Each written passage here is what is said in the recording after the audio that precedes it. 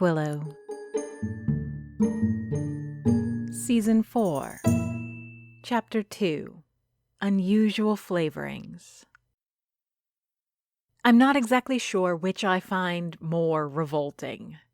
The bitter taste of failure that stains my mouth and sticks to the back of my teeth, or the sight of entitled outrage that greets me when I leave the office of Gary Remington. Both have the flavor of a spoiled cheesecake and make me want to gag and vomit. On any normal day, I'd welcome the failure as an opportunity for learning. After all, isn't that what every motivational poster on the subject will tell you? Mistakes aren't mistakes if you walk away with a lesson. I can see it now, printed in white cursive over the black silhouette of a forest landscape set over a gorgeous sunset. It's the kind of thing Laura, my manager when I was a barista, would put up in the employee break room. Of course, these teachable moments would also be deducted from our salary and written up in our employment file. I guess that's another thing we could learn from those mistakes. Which is more than I can say for tonight's events. What does one make of failure that has no lesson? The last in a long line of errors and foibles that have repeated so many times that there's nothing positive left to take away? You can only pick at the crumbs on an empty plate for so long before it's clean. Because this is where I am with the orange poppy seed honey cake in my attempts to calm the spirit of Gary Remington. "Raise your phone." A voice, distorted through tiny speakers, calls out. "I can't see." It's late. Much too late, and I find myself once again at the Anthony Gillard Memorial Arena. More and more, I tend to come here to find comfort when things weigh down on my shoulders and I'm not in the mood to talk about it to friends or raccoons. Maybe it's the Canadian in me, surfacing as I round the corner into my 20s. My northern genes coming alive with desires, like an adolescent, but for ice and pucks instead of boys and dating. Maybe it's the ghosts. This better? I adjust my phone to get a better view of the ice rink. The game is about to end. The score says it's 1-4 in favor of the home team, though they're both the home team where it matters. All the kids who died in this arena were from Willow, and it's their apparitions that play again, night after night, during the regular hockey season. A few, like me, know of the games and sneak in to watch. We don't talk. We don't cheer. I suspect many of the spectators are contemporaries of the players on the ice. Brothers and sisters, nieces and nephews, maybe even a very old parent. If I squint, I can make out the features of a few people I know. I recognize Ilias Payne, who I see here often. The others are also familiar, probably people who frequent the Willow Cafe, but out of respect, I don't try too hard to identify them. "Much," the voice from the phone replies. "I don't want to miss the end. I have a bracket going. You know, you and I could make a fortune from this. Proof of life after death, Miriam. I could write a book. We could make a television show. It would change everything." The argument comes up often between Thomas Sinclair and I. It's not greed that drives him. He does well enough with his podcasts. No, the engine that motivates him to spread the word of ghosts in Willow is the sheer joy of sharing the weird and wonderful with the world. Normally, I'd indulge the conversation for a little while before reminding him that he made a promise not to bring any attention to my little town. Tonight, my heart isn't in it. "What's wrong?" he asks after a while. "I was expecting at least a shut up, Thomas." Nothing, I lie. Just lost in my own thoughts. My own thoughts. They betray me. Every time I go back to the night's failure, trying to find that one last crumb on the empty plate, I keep seeing the same thing. That face of entitled outrage. The face of Adele Remington. A fraud, she calls me, and I'm finding it harder to argue against the accusation. Not in the way she thinks, though, I can assure you. I'm not trying to con Julia Remington out of anything. I haven't charged her for a single orange poppy seed honey cake, and even before the incident, I always charged normal prices for the cakes I sold Julia. The word fraud stings, Not because of any malicious intent, but because I'm calling myself something I no longer am. I'm boasting of skills and talents that I've failed to leverage, at least as it pertains to helping the widow Remington. It's that woman's husband, isn't it? No, I lie again. What's the use? Thomas Sinclair is many things. He's annoying and insistent. He's as cloying as a piece of toffee at the roof of the mouth and as irritating as a kernel between the teeth. Most people would have to expend great effort to have as little self-awareness as he does naturally. But there is one surprising quality that Sinclair has which helps him as a host of Stranger Limits, his stupid, extraordinarily successful podcast. He's an observant little man. Say the word and I'll drive back up and apologize to Mr. Remington, I correct out of habit. Apologize to Mr. Remington myself. Or we can work together to find out what it is that keeps his spirit bound to the land of the living. It'd be the team-up we've been dreaming of. To be clear, no one but Thomas dreams of teaming up to chase after ghosts and supernatural phenomena. To him, that's content. To me, it's a nightmare. Tell you what, Thomas, I say, rolling my eyes off camera. I'll do you a favor and politely decline. Ah. His tone lacks the usual disappointment when I turn down his fantastic ambitions. She's still around, isn't she? He is, of course, referring to Adele Remington. Thomas hasn't met Adele. He hasn't been in town since last spring, but I've told him enough about my new nemesis that he's developed his own sympathetic hatred for her. We remain silent for a few moments as the spectral players on the ice pick up their game. The sound of spectral sticks hitting the all-too-real ice makes me jump every time. The crush of one wraith into the other as they fight for control of the puck sends shocks through my bones. It's a wonder I find such relaxation in watching these games. But there's something oddly mundane about the whole phenomena at this point. I try to remember when exactly I stopped being awed that these are the echoing memories of dead teenagers and started focusing more and more on the actual plays. These are not the professional players one would find in the national leagues. What they lack in finesse, however, they more than make up in raw passion. The plays are less complex, but far higher in intensity. I never care about hockey this much when it's played by the living. Yeah, I answer at long last. I was mixing up the cake batter today when she barged into the cafe. I knew I should have called the whole thing off right there and then. The bad energy coming off that woman must have permeated the recipe and messed up the spell. A player from the local team snaps the puck at the opposing net, but the goalie manages to block. My back tenses like someone's pulled at the base of my spine. Even though the game is played by apparitions, the sounds are real and the echo through the empty arena highlighting the drama of the game. Or, Thomas says, her presence upset you so much that you, Yes? that you... He struggles to vomit forth the words, but I see what he's getting at and my blood boils. That I messed it up? You're saying that's on me? No, not on you. It's still totally her fault, but think of it as a false flag operation. You know, when a government attacks its own citizens.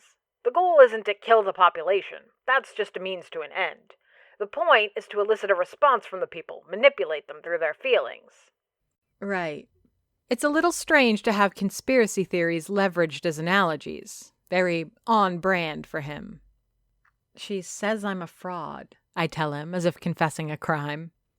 And he laughs. Oh, Miriam, he says between chuckles. Look who you're talking to. Flip your phone around. I do as instructed. The image is as expected. Thomas Sinclair is sitting at his desk. While my picture-in-picture is an ill-lit, shadowy portrait, his is set in a professional studio with a professional microphone. The lighting isn't as manicured as when he's doing an official recording or stream, but even under these amateur conditions, his setup comes off as crisp and clean. In the background behind him and to the left, the image of a Bigfoot being abducted by a UFO. The logo of Stranger Limits shines in neon colors. What do you see? He asks, scratching the blonde scruff on his neck. A danger to truth and science. He laughs at the familiar accusation. Yes, that. I'd dress it up, of course. If I zoom out this camera, you can see the edges of my set and see clearly that I broadcast from my garage. More importantly, though, I discuss things that people aren't comfortable talking about. I unearth truths that the media is too afraid to dig for. But because I deal in the unfamiliar, because I'm a wet sock to their comfort zone, they'd much prefer call me a liar and a fraud than give me any credibility. You do the same. You dabble in the unbelievable, and to many, that's uncomfortable. So they respond with the same tired accusations. It's easier for them to disbelieve than to challenge their own assumptions. I force a smile and shake my head. It's not the same thing, but I don't know how to get that through to Sinclair. He's an optimist, forever in love with the idea of secrets and mysteries. The more they call him a fraud, the more sure he is of his own convictions. The very distance between his point of view and popular wisdom is confirmation that he's right. According to him. It's not that easy, I try to explain, but a blaring siren interrupts my thoughts. Flip me around, Thomas demands, and the moment is lost. I missed the goal. Maybe Sinclair is a better distraction from my problems than he is a purveyor of solutions and sympathy.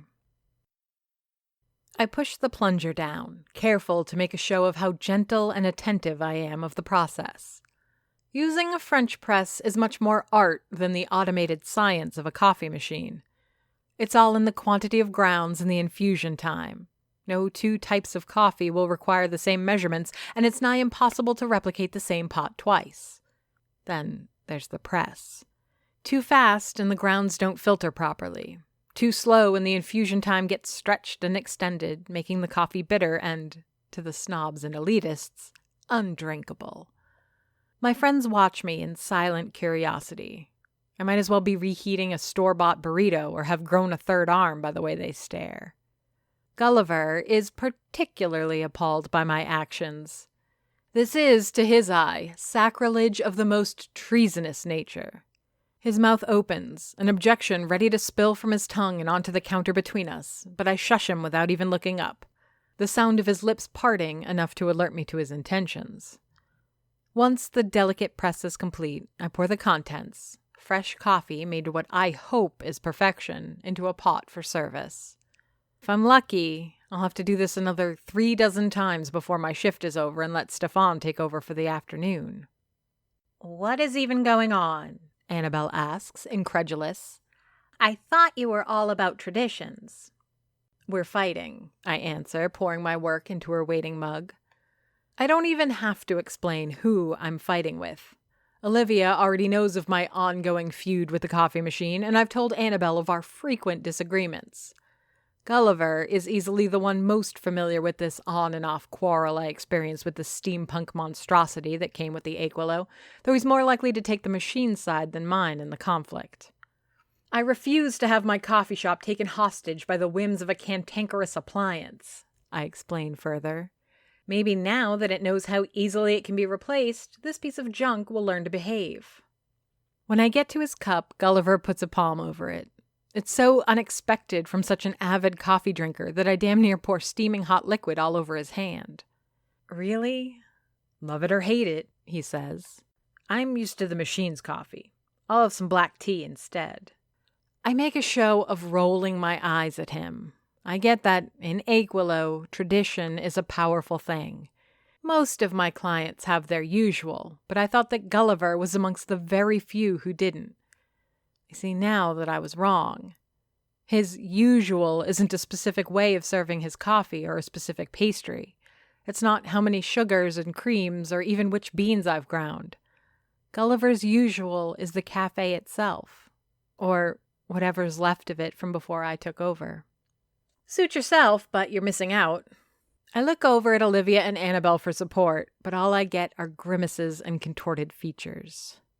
Maybe next time I should shave a minute off the infusion time. I serve up the bagels and chocolatin that each of my friends ordered, keeping a careful eye on their coffee consumption. It's almost non-existent. Fine, I get it. I relent. Annabelle, can you take over the cash for a minute? I grab the French press off the counter. There are a few half-hearted protests that, no, it's fine, the coffee's great. but I know a placating voice when I hear it. Besides, Olivia remains silent and Annabelle is already standing despite her reassurances. Gulliver joins the chorus even though he hasn't tasted the coffee, highlighting the sincerity of everyone's comments. While in the kitchen rinsing off the French press, I hear the chimes of the Aquilo's drawer and the voices of Annabelle and Gulliver. Their words are drowned in the splash of water from the faucet, but I can tell they're talking to a customer. There was a time I would have been mortified to have missed anything going on at my register, but after a few months of working with an employee, and now that I'm familiar enough with nearly everyone in Aquilo, the curiosity has lost much of its pull. "Okay," I announce, walking back to the counter with a clean pot, ready to try the French press experiment again. "Let's give this another shot." "That'll have to wait," Annabelle says, counting out the last few coins from the register to put in the tip jar. "You have a chai latte for the table near the window." A chai latte? That's not an Aquilo order. Only the university students order lattes, and no one orders a chai. I have to struggle and remember how to even make one, and debate even harder to know if I have the ingredients. What? The last time I made that particular drink must have been when I worked as a barista in Montreal. "A chai?" I ask, craning my neck to see who is sitting at the table near the window. Really? The customer isn't that far from what I imagined her to be. Maybe I'm leaning a little hard into the stereotype, but I had a strong feeling that it was a she. I'm also not surprised by the oversized off-pink sweater she's wearing that drapes over only her left shoulder, exposing her button-up shirt underneath. Her hair is a warm strawberry blonde that borrows from the color of postcard sunsets. It cascades down over the back of the chair and is covered on top by, and I kid you not, a beret matching her sweater. She strikes me as a recent college graduate who stole her wardrobe from a grandmother. She's obviously not from around here, and that's a relief. I don't expect I would want to start stocking everything I need for chai lattes, or making them from scratch for a single customer. I would, of course, and I'm sure I'd enjoy perfecting the drink to the point where that customer would regret ever ordering it anywhere else, but the novelty would wear off with the challenge. As I walk over, a saucer with the best chai latte I can make on such short notice, I see that she's got a large bag on the floor beside her. From this Olivia-sized purse, a strand of thick wool floats out, like a snake charmed out of a basket, into the lap of my new customer. The familiar sound of needles, ticking and tapping, explain what's going on. She's knitting. On the table in front of her, one of my croissants with a single bite taken out. "Hello," I say with a cheer I reserve for friends and new acquaintances. "I've got your chai right here. Do you need me to bring you any milk or sugar?" She looks up from her knitting, but her fingers keep working unperturbed. Her smile is friendly, radiant even, her upper cheeks pushing her eyes into a squint. I'm not sure if she's just genuinely bubbly or exaggerating for effect. She reminds me of Cindy. "Thank you," she says, her gratitude loud and just as ambiguous as her smile. "It smells wonderful." I set the plate and mug down on the table, careful to gently push the croissant a little aside. The steam of the latte catches the morning sunlight from the window. She really did pick the best spot in the dining room. It's not my favorite table. I find it a little too exposed to the people on the street. But if I were to be a customer here, that's probably where I'd sit, under the shadow of the Aquilo Cafe's logo. "Oh!" I notice something on her lap, curled in a ball under the shawl my customer is knitting into existence with impressive alacrity. "And who's this little guy?" It's a cat. Pale red fur, about a shade darker than its owner's hair, covers a small, lean body that's perfectly snuggled up, eyes closed. I quietly wonder how I feel about people bringing pets into the dining room and all. It would take so little for that kind of thing to turn into a catastrophe. A cat getting spooked by a dog and running amok, knocking tables over. Mother forbid someone's companion picks up the scent of one of my raccoons. Then again, I've allowed Sergio to bring his seeing eye dog in, obviously. And there's that old lady who sneaks her snakes in her purse and thinks no one notices. No one said anything either when, last summer, those 3 kids came in with macaws on their shoulders. So, while not all that frequent, the Aquilo has seen quite the menagerie. What's adding a cat to the list? Especially if it's likely to be a one-time thing. Oh, She says, putting a hand over the feline's neck to rub its skin. this is William. I hope it's okay that I've brought him here. They're still moving furniture into my place, and I don't feel comfortable leaving him there. My own smile grows tight. I guess that, after all, I'll have to bone up on my chai-making skills. No, I say, quick to reassure in an attempt to hide my discomfort. It's fine. We've seen it all here. So you're moving to Aguilo? I trail off, the traditional invitation for people to fill in with their name. If I'm going to have to learn a new usual, I might as well know who it's for. Besides, Stefan is going to want to update his spreadsheet. Ophelia, is her answer, accompanied by that squinty-eyed smile again. And yes, I just bought a little shop around the corner. I take another good look at her. Ophelia doesn't look very old. Then again, there is a timeless quality to her. Large eyes suggest youth, while the crow's feet hint at either some years or time spent under the punishing gaze of the sun. Perhaps even just years of easy smiles. She dresses like someone in her 50s or 60s, but it's clearly an affectation. One picked up while traveling or copied from somewhere else. It would be exciting to know another young entrepreneur, someone who faces similar challenges and with whom I could commiserate or trade help without feeling like I'm being talked down by my elders. I appreciate having the support of other women of experience, but there's value in working with my contemporaries too. Oh, I exclaim, allowing myself to fall into the excitement of it all. What kind of shop are you opening? Her smile broadens again, and she tilts her head, lifting her incomplete shawl for me to see. William the cat raises his head to scowl in my direction, expressing his annoyance.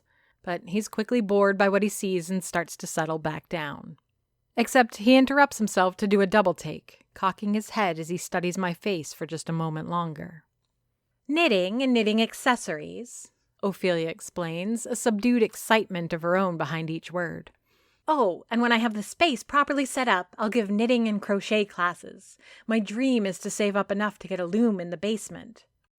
Oh, classes. Why didn't I think of that? It's so much better than turning my coffee shop into a grocery. I couldn't be an accredited school, but I could certainly teach the local students and homemakers how to bring their cooking to the next level. So, the shop you bought, is it the Douglas print shop? Darius and Dominic Douglas had owned the small print shop when I moved in. It's where I used to get my menus printed, and they were the ones who etched the Aquilo Cafe logo on the window next to us. Their shop had already been struggling when I arrived in Aquilo, and with Dominic traveling more and more while Darius contemplated retirement, it was only a matter of time before they closed their doors. Yes, I got it for a steal, and it has an apartment above and a basement. If all goes well, Edmund will have my inventory delivered in a couple days, and I can have my grand opening on Monday. Edmund? It takes me a few breaths to realize she's talking about Gulliver. It's not even memory that brings me full circle to his name either, but rather that of all the people I know, he's the one most likely to bring large deliveries from out of town. I have an idea. I sit down opposite Ophelia, uninvited. She doesn't seem to take offense, but William gets up to turn around before lying back down. How about I cater your opening? Oh, I can't afford anything special, Ophelia answers, shaking her head while prying a knot loose from her work. Getting the place painted wasn't cheap. I bet she got Michael Valencia to do it. I'll do it for free. Nothing too complicated. A few sandwiches, some donuts, and coffee. My list trails off as I notice that, in all this time, she hasn't taken another bite of her croissant. In fact, the nibble that has been taken out is, for lack of a better word, modest. That's very generous, she explains. But I'm really going to have my hands full, and the space isn't that big. It's her turn to trail off, the previously jubilant smile fading as she carefully breaks eye contact, focusing instead on some random spot across the street. Wait. I'm incredulous. I can't remember the last time I was confronted by this situation. It's like finding a great white shark in your bathroom. The improbability of it is awe-inspiring, but that doesn't make it good news or something worth wishing for. You don't like my baking. There it is. I almost expected a record scratch and all eyes in the dining room to turn in my direction as I spoke. "Maybe it's just the croissant," she says, contrite. "I bet if I tried something else, I'd love it." I pick up the offending roll from her plate, angrier at the croissant than I am at Ophelia. I pull it apart, smelling the crust as it flakes off. There's that wonderful aroma of refreshing butteriness, and the interior is moist and airy. I go so far as to pop a piece in my mouth and roll it around my tongue, looking for something, anything that could be wrong. Nothing. And why would there be? I've baked croissants more than any other food since I've moved to Aquillow. The Pilvists, those cloud-worshipping zealots, love my croissants. And no one is more of a croissant connoisseur than a Pilvist. "I don't get it," I say, trying not to sound like I'm making excuses. "What's wrong with it?" Ophelia doesn't answer immediately. She taps the tip of her needles together like she's sending an SOS by Morse code. She looks around the dining room as if she'd find her words on one of the empty tables. "It tastes like..." She hesitates, walking at the edge of her words. "It tastes like anger." I just gave her money back. I know I'm pressing the plunger on the French press too hard and too fast. I can't help it. As I'm reporting my interaction to Annabelle, Olivia, and Gulliver, I relive the absolute outrage I had to suppress only minutes ago. Ophelia has left, taking her cat and knitting with her. I promised I'd visit her shop when it opened, and she promised to drop by again, but I find no joy in anticipating either interaction. It's like my voice has been taken away. Food, baking especially, is my language. If I can't bring a small cake as a housewarming present, or if someone comes to my shop without having a bite to eat, is it even worth the time? She enjoyed the coffee, though, right? Gulliver asks the question like it matters. First of all, I pour the contents of the French press into a clean pot. It looks a little pale. It's a tea. Second, who cares if she liked it? She can get a latte anywhere, and it'll taste the same. Here. Without so much as a glance, I take a croissant from the display that's attached to the counter. I don't bother with a plate or a napkin. I simply toss it on Gulliver's plate. There was, for a brief moment, 2 brownies and an apple pommier there earlier, but those were devoured with gluttonous haste. What does this taste like? Go on. First, he tears off a small bite from the croissant. Slowly, he puts it between his gleaming white teeth before carefully chewing it, paying close attention to taste and texture as to best answer my otherwise simple question. Then, with a nod of satisfaction, he stuffs fully half of the croissant into his gaping maw, tearing it apart before swallowing. "Croissant," he answers, sending crumbs flying out of his mouth like bees escaping a hive. "As it should," I answer with bitter satisfaction. She says it tastes like anger. What does that even mean? Olivia takes a noisy sip of her coffee and grimaces. No one seems to like the French press coffee, but I'm not quite yet ready to negotiate a truce with the coffee machine. She says, looking over the rim of her mug. I can't imagine where she would get that particular flavor from. I stare all 3 of them down. Gulliver, oblivious, is chewing the second half of his complimentary croissant. Annabelle is suppressing a laugh at Olivia's sarcastic comment. But Olivia isn't reveling in the mirth of her comeback. I'm about to ask her what's wrong, hoping it's more about the lackluster coffee, but we're interrupted by the door chimes. It's no surprise. The morning has wound its way into early lunch, and soon the rush will begin. At this time, it's not unusual to have Helen Edna arrive to pick up a sandwich and a drink, though it could just as easily be the 2 mayors of Aquillow here for their daily working lunch. I steal a quick glance to their usual table, making sure it remains empty. It could also be Stefan, early for his shift, or Michael Valencia, done with whatever painting project he's been hired to do. When I do look at the door, however, I'm met with another stranger. No, not a stranger, but a strange face. Someone I've seen and met, yet somehow have never committed to memory. Despite having quite unique features, I struggle to pin down an exact moment when I've crossed paths with this man. Even the location of our previous encounter melts to nothing in my mind as I try to figure it out. I suspect it was here, at the Aquillow. This place is a crossroads. It straddles the line between countries and the boundaries between the mundane and the wonderful. Here, one can have something as boring as black coffee or nibble on something incredible, like my pecan sandies. The man's age is difficult to tell. His walk is faltering, but doesn't require a cane. His posture lacks confidence, hunched and bent over. His clothes are unremarkable, corduroy slacks and a beige shirt. What I should remember of him, above all else, is his face. His features tell a story of great suffering. The right side of his head having endured terrible burns, the flesh scored and melted, and then healed back as leathery scars.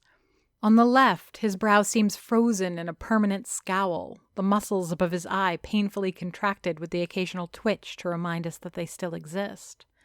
Already, I feel bad for this person, and the struggle to remember something, anything about him, rages inside of me. I look back to my friends, but they seem just as fixated and ignorant as I am.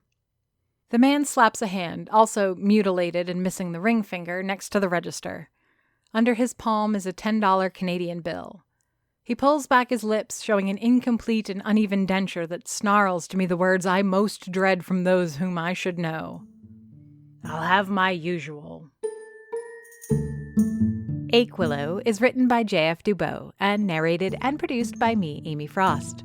If you enjoyed this podcast and would like to hear more, please rate and review us on Apple Podcasts or your preferred podcast platform. Want to support the show? Buy us a coffee. Go to ko-fi.com/Aquilo to donate. Aquilo has a Patreon. Visit patreon.com/Aquilo for details. Follow us on Facebook, Twitter, and Instagram under the username Aquilo.